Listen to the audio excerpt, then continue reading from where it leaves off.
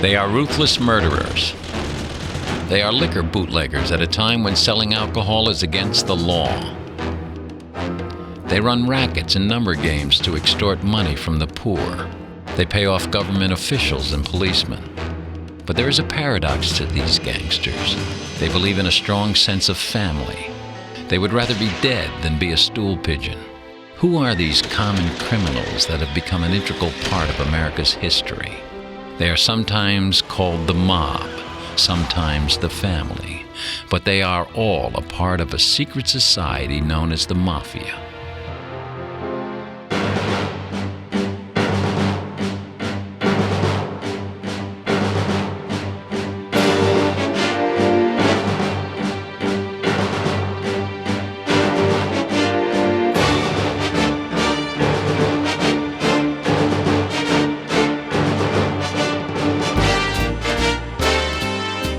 This episode, The American Mob.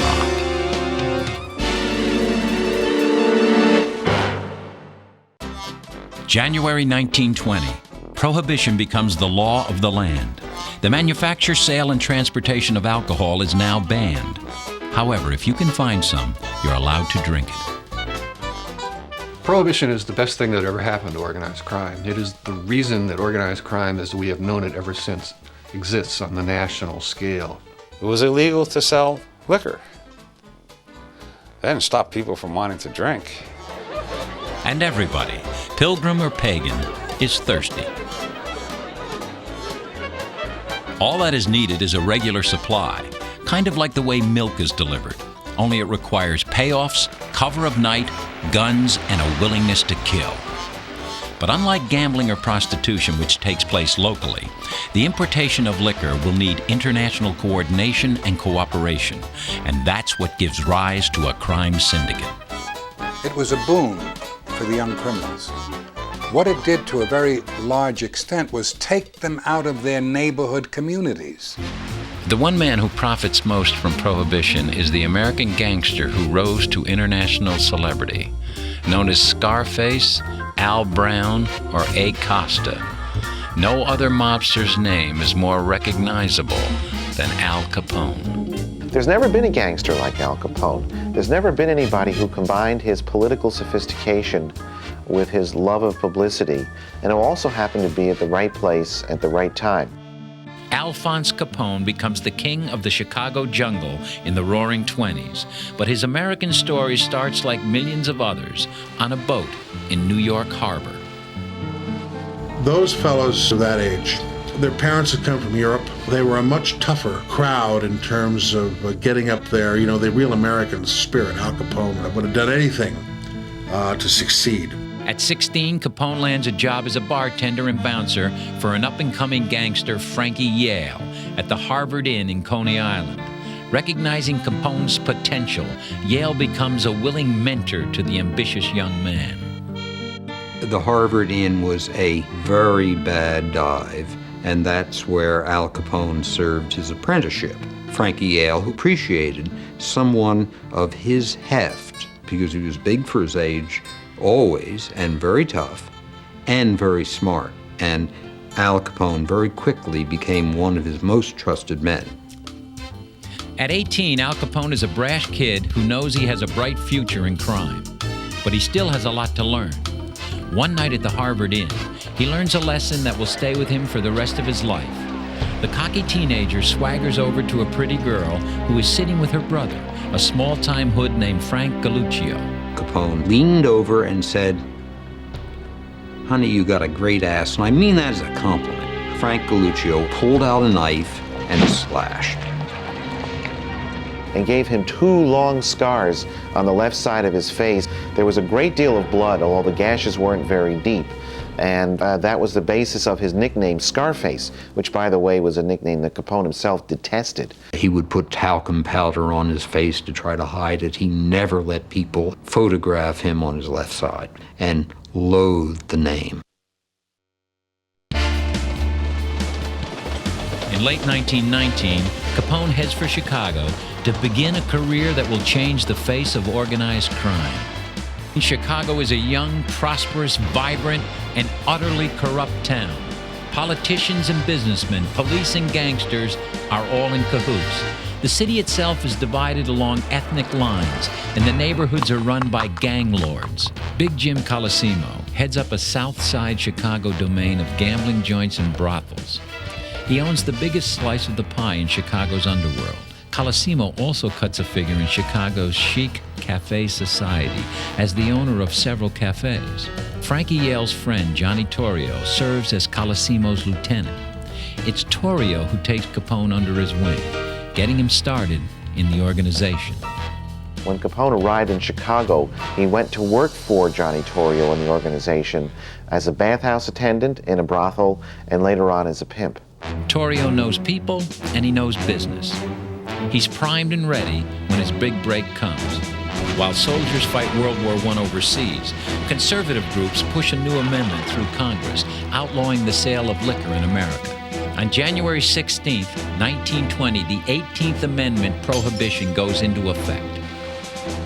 The effect of Prohibition was to place large parts of society outside the law, so it made most Americans, ordinary law-abiding Americans, into lawbreakers by the simple fact of taking a drink. But Colosimo has come to like being a part of legitimate society. He worries that his reputation will suffer if he gets into the prohibition trade. Big Jim Colosimo, being reluctant to enter into bootlegging, his own gang recognized that Big Jim was a problem, and they retired Big Jim in a hail of bullets. So the opening of Prohibition gave John Torrio his chance to climb to the top and also to get involved in a multi-million-dollar business. Torrio wins Capone's loyalty by rewarding the young man's hard work, and Capone, in turn, appreciates Torrio's faith in him. The two men complement each other. Torrio's acute criminal mind but cautious nature are supported by the younger man's fierce sense of loyalty and brutal temper.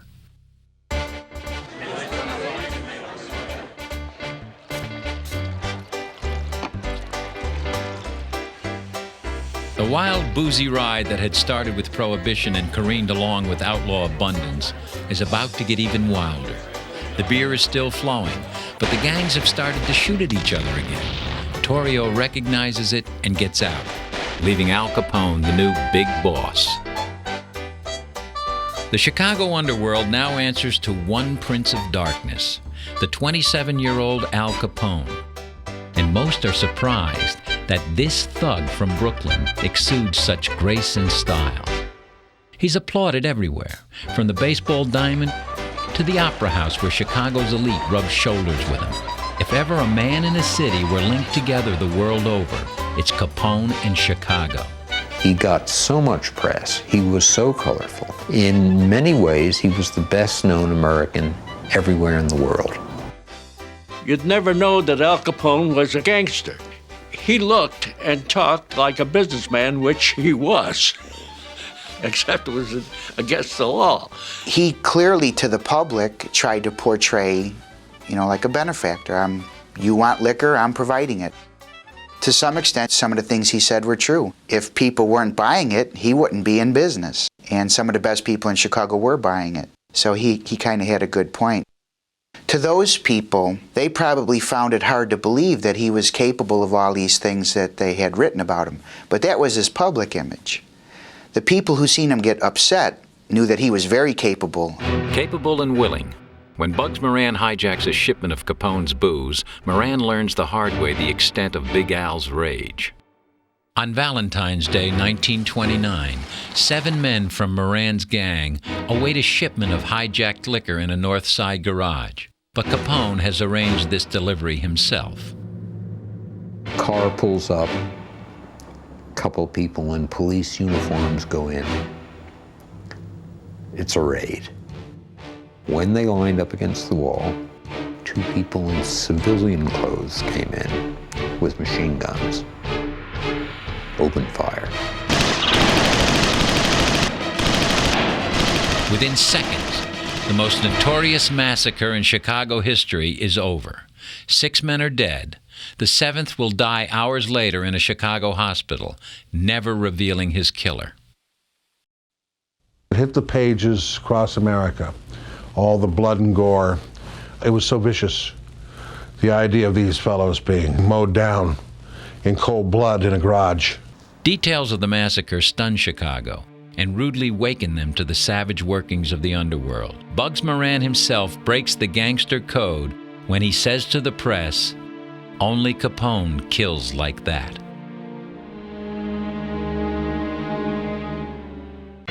Capone's infamy has attracted national attention. President Hoover deplores the violence and calls for action. Federal prohibition agents crack down on Capone's speakeasies and distilleries. The leader is a firebrand named Elliot Ness. His daring raids provide exciting copy for the press. Smashing stills has little effect on Al Capone or his empire. He's proven he can get away with murder. The federal government looks for another approach to bringing down the big fella. In 1927, the Supreme Court suddenly ruled that illegal as well as legal income was taxable. This had a huge impact on gangsters because it meant that all the money they were making from bootlegging was suddenly taxable, and they were supposed to report it to the federal government. No one was affected more strongly by this Supreme Court ruling than Al Capone, and it gave the government a weapon to use against him. It was very difficult to put together a tax case against Al Capone because he didn't keep any written records. So instead of trying to find out how much income he had, because there seemed to be no way to trace it, even though it was in the hundreds of millions of dollars, they put together a case based on his spending habits. What they did was go around and interview various merchants and ask them how much Capone had spent. He figured he was going to beat the case. As a matter of fact, I think members of the press were all surprised that he was found guilty. What fails Al in the end is his own defense team. He has two lawyers who don't fight the introduction of evidence that should be inadmissible, who don't protest the statute of limitations, which has run out on all but 4 of the charges. Instead, they rely only on Capone's popularity to defend him. At the time, even Capone doesn't realize the gravity of the situation. Until then, no one had gotten more than 5 years. Capone got a total of 11 years. The prison sentence signals the end of Capone's life of crime and catapults another gangster into the national spotlight. Only Charles Luciano is hoping he has a little more luck. We'll be right back with Rogues Gallery. Charles Lucky Luciano establishes the National Crime Syndicate in the early 1930s, a malignant but far-reaching underworld force that, to this day, continues to flourish. Without Lucky Luciano, organized crime as we know it today would not exist. You look at him and he has just those dead eyes. There's no soul in Lucky Luciano at all. I think he was a psychopathic killer. Fear and the ruthlessness that it took to induce fear was the basis of Lucky Luciano's power.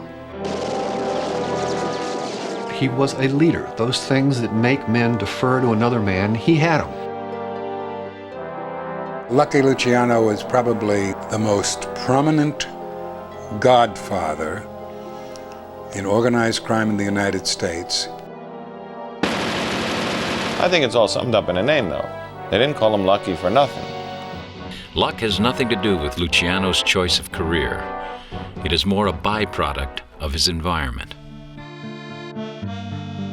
When Lucky Luciano would have been a young boy growing up in New York City, you would have seen that the term melting pot was a great big lie. It was no melting pot. It was isolated enclaves.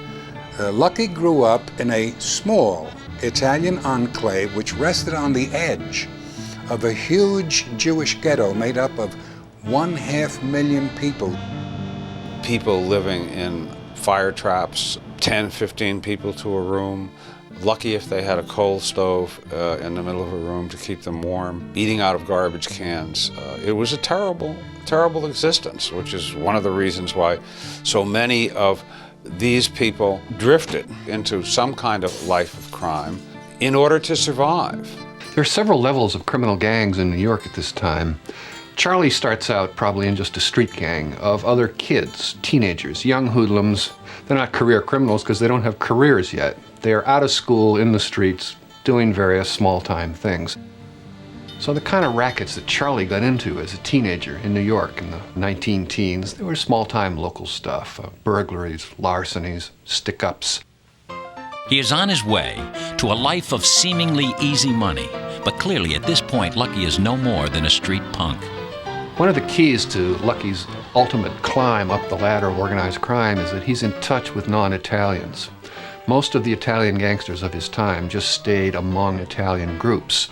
But he grew up in an area largely surrounded by Jewish immigrants. I think that that is what contributed to the fact that he had an affinity for and a friendship with other Jewish young men.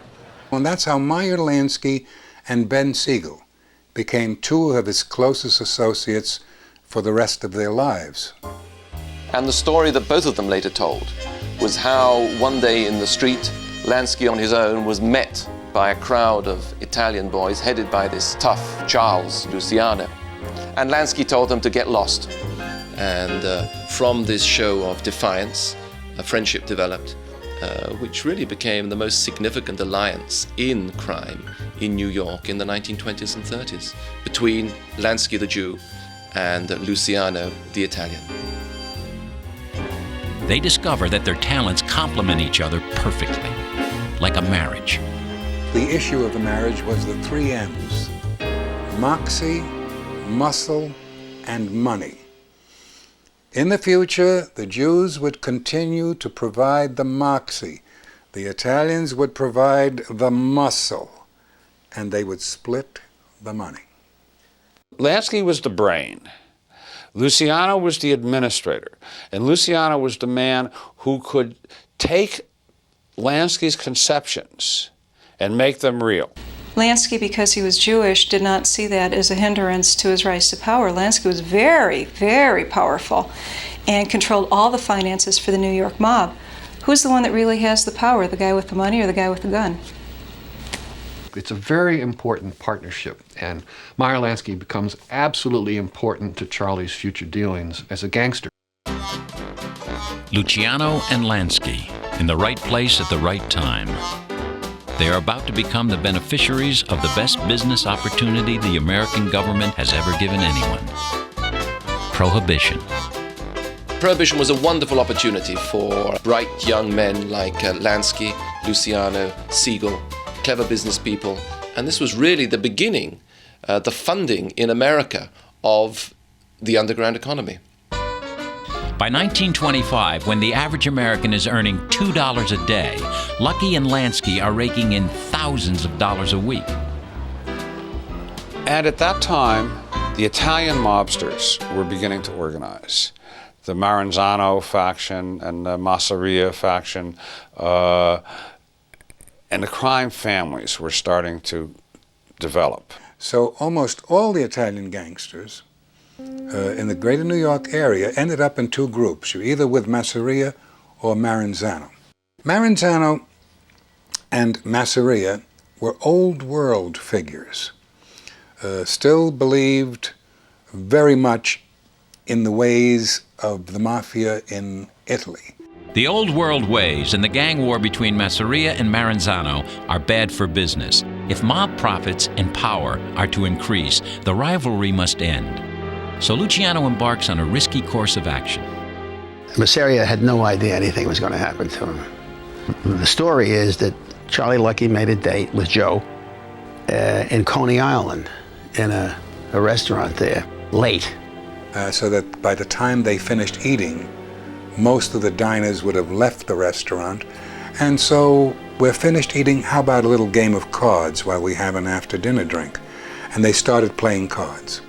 And at a certain point, Luciano gets up and goes to the washroom. And just at that point, remarkably enough, in comes some killers and they kill Joe the Boss Masseria. Luciano is cool. I mean, he is cool. He doesn't flee the scene. He sticks around. The cops arrive, and Charlie Lucky is there to explain what happened. And he says, well, I don't know. I didn't see it. I was in the washroom when the shooters came in, and I'm very sorry that Joe the Boss is dead. Well, Charlie's the young upstart now. He has taken over the Masseria gang, and the main rival is the Maranzano gang. Salvatore Maranzano is an older man, a man of some culture and depth, and sees himself as the successor to Julius Caesar among great Italian leaders. And Luciano came to the conclusion, my God, we got rid of one despot only to have him succeeded by another. This won't go. Well aware of what Lucky has done to Joe the Boss, Maranzano surrounds himself with formidable protection. But killing this self-styled successor to Julius Caesar will not be easy. His bodyguards know all of Lucky's men by sight, so Luciano asked for help to pull off one of gangland's greatest hits. Luciano came up with a great idea. I turned to my friend Meyer Lansky, and I'm going to ask him to handle the hit of Maranzano. September 11th, 1931. A group of U.S. Treasury agents arrive at Maranzano's offices near Grand Central Station and demand to inspect his financial records. Expecting hostile Italians, the guards feel they have nothing to fear from these men and usher them into the boss's inner sanctum. The phony T-men whip out guns and blow Maranzano to bits. Legend has it that Bugsy Siegel and Meyer Lansky, as a personal favor to their friend Lucky, are among those pulling the trigger. The man left standing is Lucky Luciano, who now finds himself in the remarkable position of being one of the most powerful gangsters in America. His vision has carried him to the top of the heap, and in unprecedented fashion, he has consolidated the power of the underworld. What Luciano saw was that if you have power within your own territory, and you don't have to worry about somebody coming in and fighting you all the time for that power, and you don't go into somebody else's territory and fight him for his power, you're both going to succeed. What he did then, he took the 5 families in the New York area, and he said we should keep in touch with and cooperate with the boys in Cleveland, the boys in Chicago, Capone's group, and Detroit, and so on.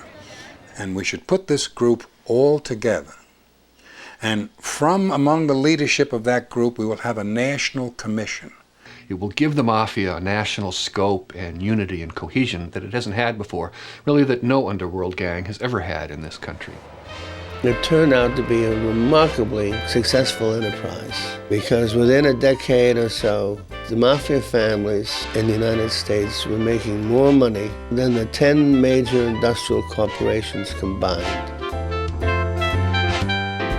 Lansky and Luciano operated in a cash economy.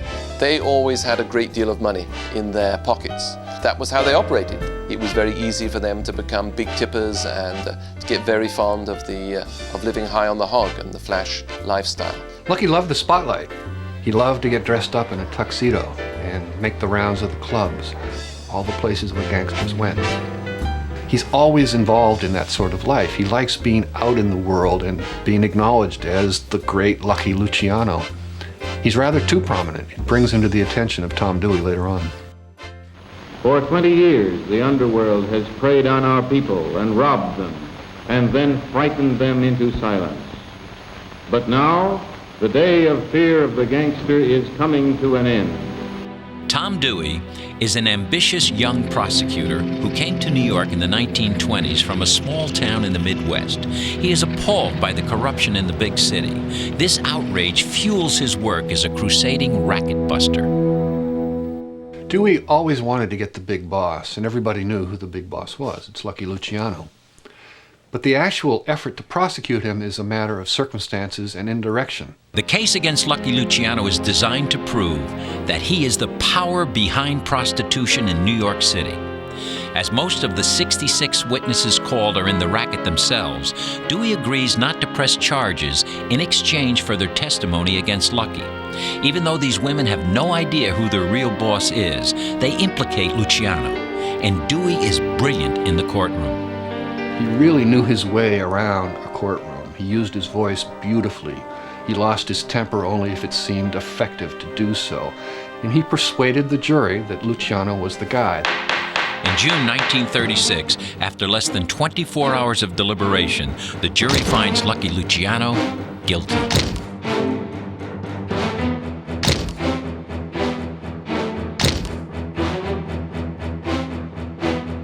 Luciano spends the next 6 years in jail at Dannemora Prison, known as Siberia in the underworld because of its location in northern New York State. With Lucky behind bars, control of the New York mob's future rests squarely on the shoulders of Meyer Lansky. Rogues Gallery will continue in a moment.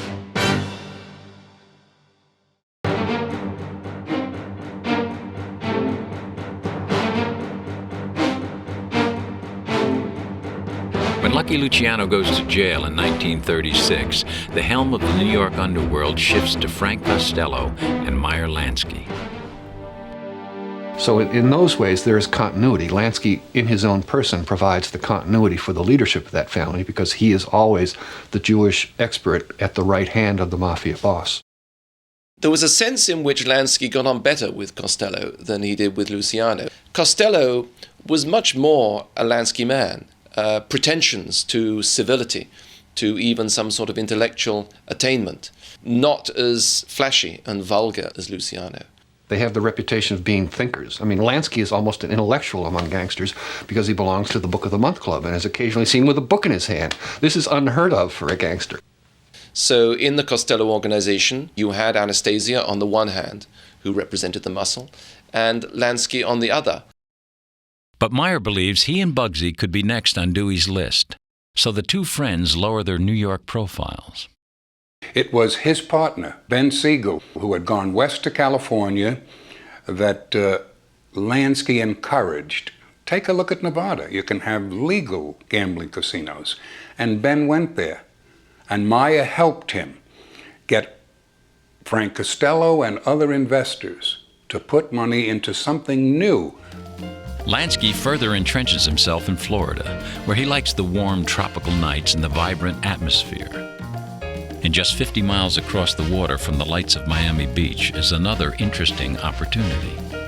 Havana, Cuba is a favorite winter resort for wealthy Americans, and Lansky makes a few small casino investments there. Like Nevada, gambling is legal in Cuba, but that doesn't mean payoffs don't have to be made. As usual, Meyer makes it his business to know whom he needs to know. One of the friendships he makes is that of a rising young army officer named Fulgencio Batista. By happy chance, Lansky's old friend Batista seizes power in Cuba. But Batista has a severe public relations problem. Prominent Americans gambling at Havana casinos have been cheated in crooked games. Cuba's lucrative vacation industry is in jeopardy. Batista knows Lansky's reputation for running an honest house and invites him to supervise all the casinos in Havana. So as a result, the tourists were protected because all the gambling places in Cuba, thanks to Meyer's intervention, were honorable and honest. Lansky found himself on a Caribbean island just at the beginning of the whole Caribbean tourist boom, operating his business as a legal business. Gambling was attractive and open, and there he was, the friend of the president of the country. Cuba in 1955 is an ideal situation for Lansky. Legalized gambling, a totally corrupt government, and outside the reach of the U.S. Department of Justice.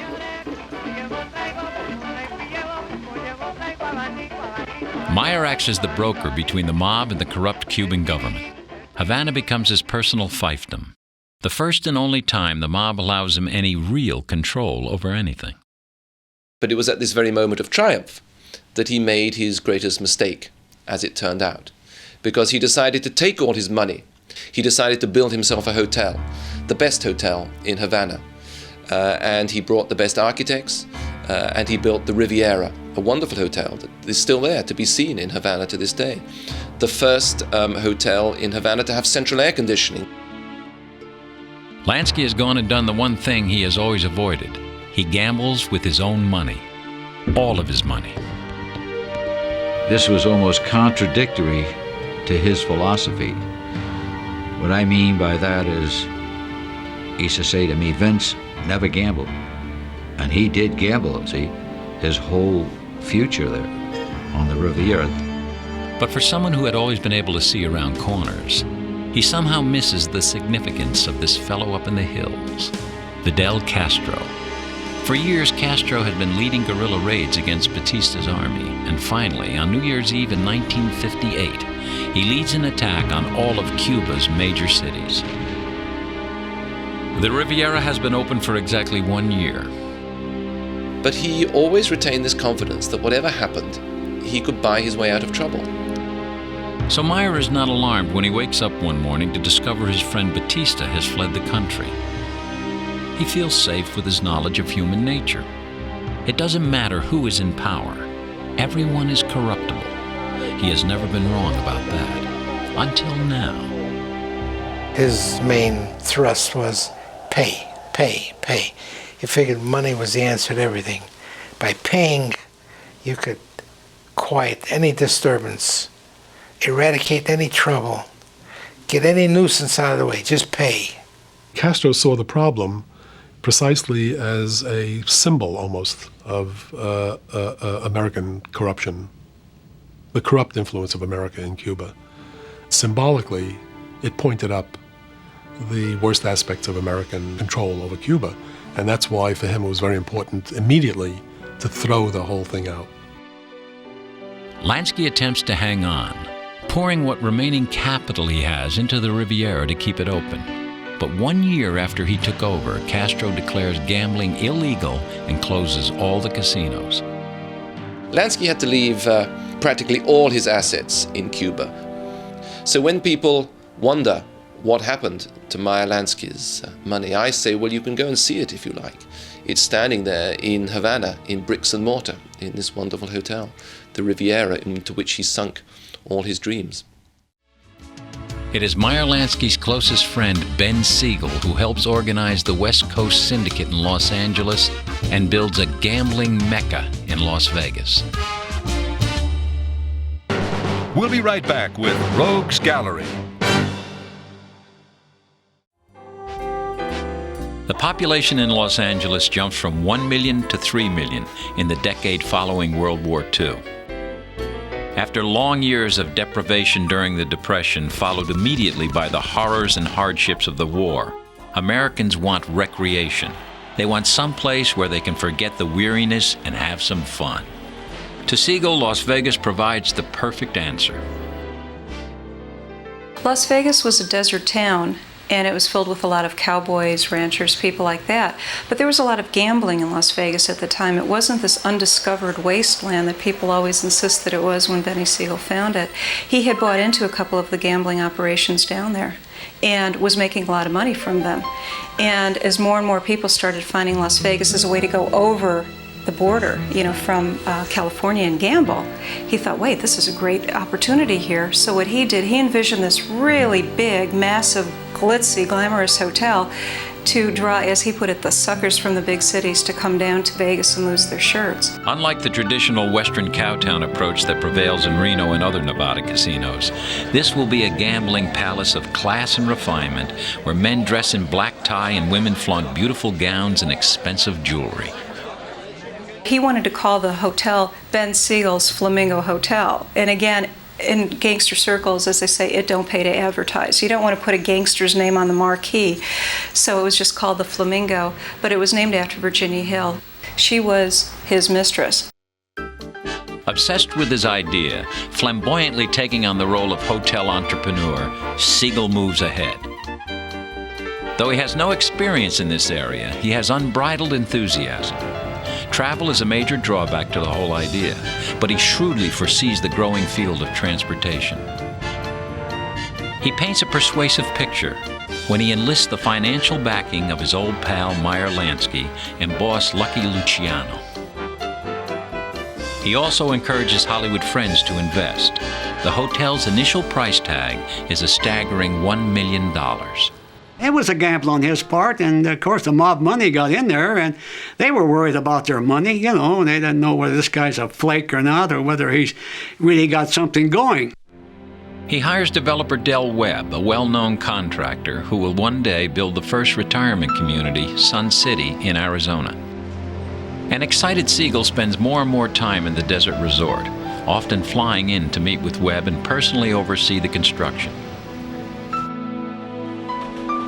By the end of 1945, Siegel stays almost exclusively in Las Vegas.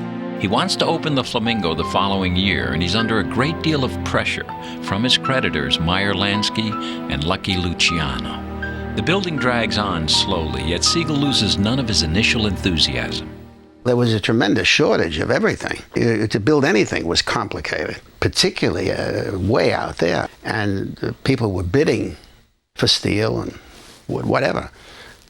So he had to bid higher, and then he had to pay to have the stuff carted out. The main challenge of building the Flamingo was Benny Siegel, who couldn't make up his mind about anything. He'd see it one way, then it'd be better this way, and then he'd see this wall, and it should be moved here. And poor Del Webb had to keep changing all the plans constantly. And the expenses kept going up and up and up and up, far beyond anybody's estimate. And the opening was delayed and delayed and delayed. With his nerves on edge, some suggest the constant alterations reveal a growing instability. Others think that Siegel's too shrewd a businessman to put his hotel in jeopardy. Some speculate he may be skimming. The hotel's final price tag has soared to $6 million. Siegel needs to get the gambling started.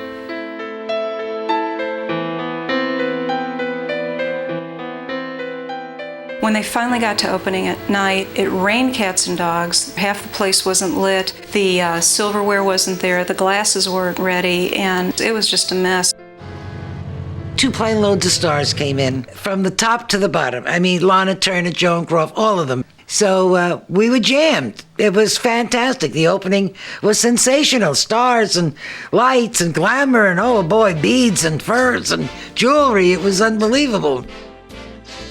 We did the show the next night. The stars were still there. They left, and we worked to 9 people after that. None of the locals would come. It was something they'd never seen before. They were used to cowboy stuff. The casino's gambling losses this first week are staggering. Siegel does all in his power to pick up the action, all to no avail. Now, the worst thing you can do if you're part of organized crime is not show profit. Losses are unacceptable. A meeting of the commission was called, among other things, to call Benjamin Siegel to task.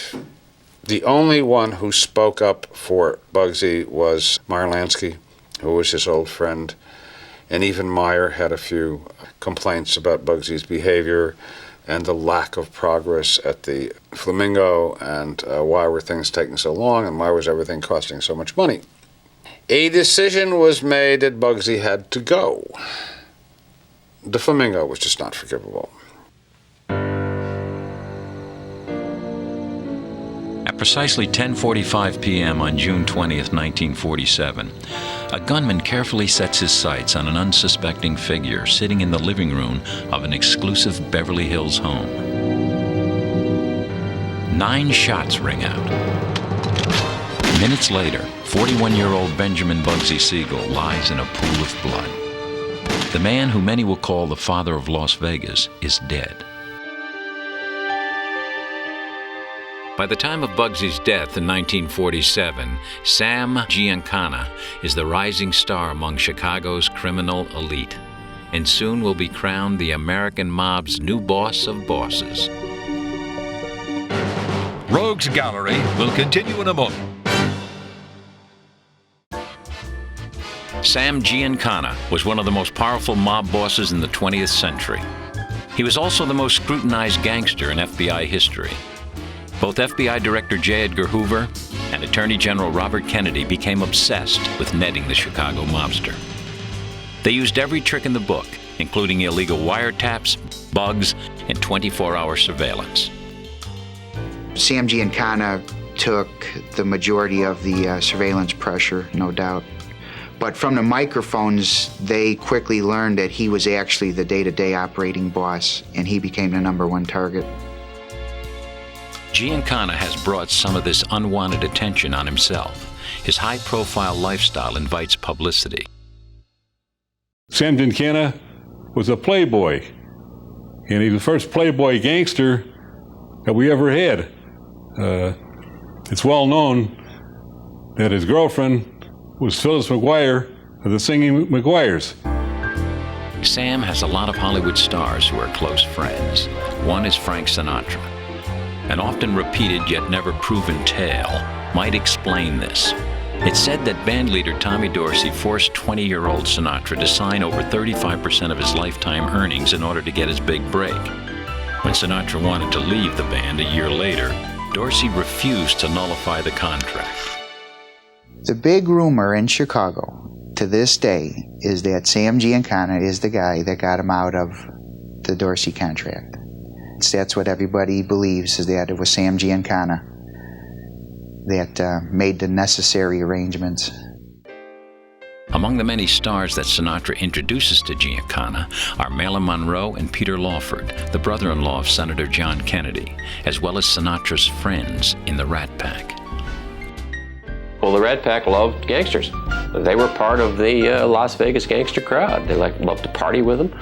They loved the babes. They loved the whole scene. And so the more the merrier, and Giancana was certainly part of that. How do you feel about all this? Would you turn around and let us have that smile this direction? You look pretty good, like you lost a little weight. You've been playing a lot of golf?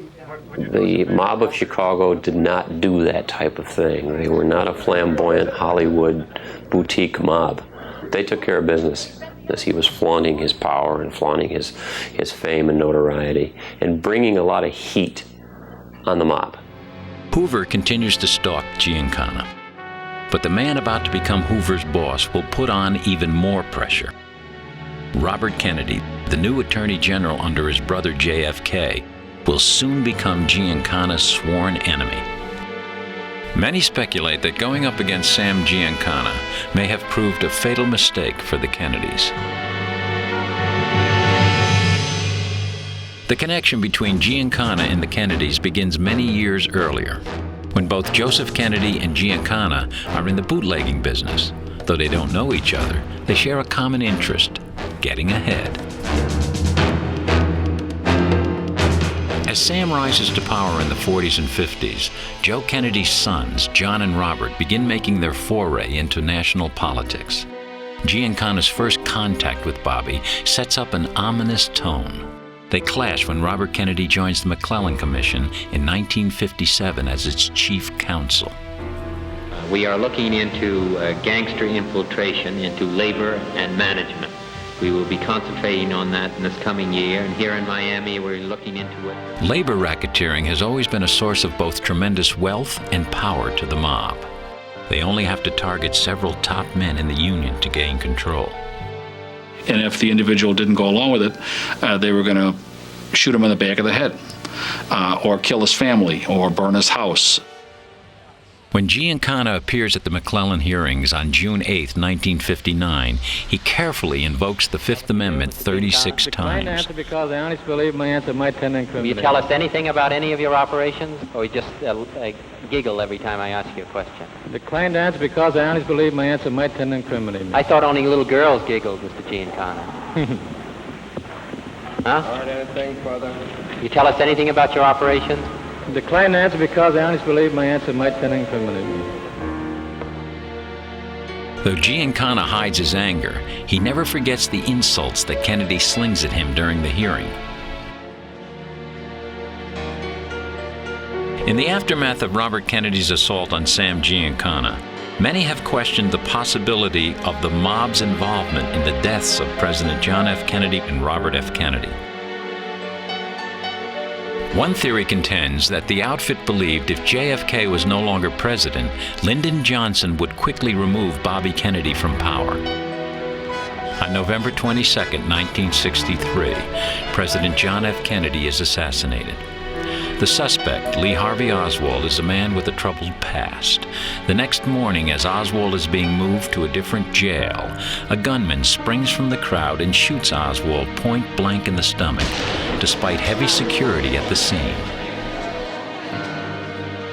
Jack Ruby, who shot and forever silenced Kennedy's alleged assassin, has rumored ties to the mob. Jack Ruby, as a nightclub owner, might have had some tenuous links to organized crime in Dallas, but I think it's a long way from here to there.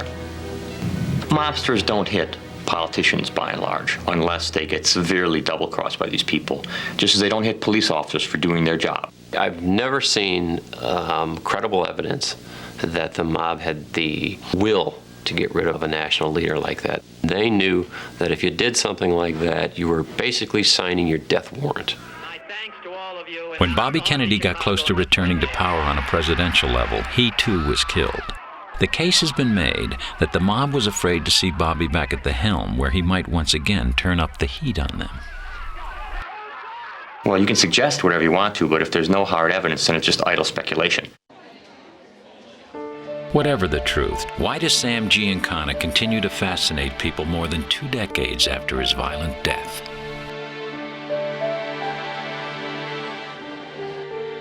Basically, I think it's an outgrowth of the fact that he's rubbing shoulders with the famous, that he did know a lot of famous people, and he was indirectly connected to some of them, like the Kennedys, by sharing a mistress, Judith Campbell, with John F. Kennedy, that he knew the Rat Pack in Hollywood. He was in the public eye, and therefore, given the number of interesting events that occurred during that period, including elections, assassinations, suicides, things of that nature, and the American fascination with the mob. My theory was always that Giancana wanted everybody to believe that he did all these things. That he got John F. Kennedy elected, that he got John F. Kennedy killed, that he killed Marilyn Monroe, that he dated Marilyn Monroe. I think he loved all of the speculation that he was all-powerful and could do all of these things. I think he basked in that. Sam Giancana's ruthlessness, his violent temper, the fear he instilled gave him the power to enforce discipline and create an organization whose power allegedly reached to the very doors of the White House. The Mafia is criminal to the core and continues to target the gullible and the innocent, murdering its way through the ages to preserve a secret criminal society that has unfortunately become part of the American myth.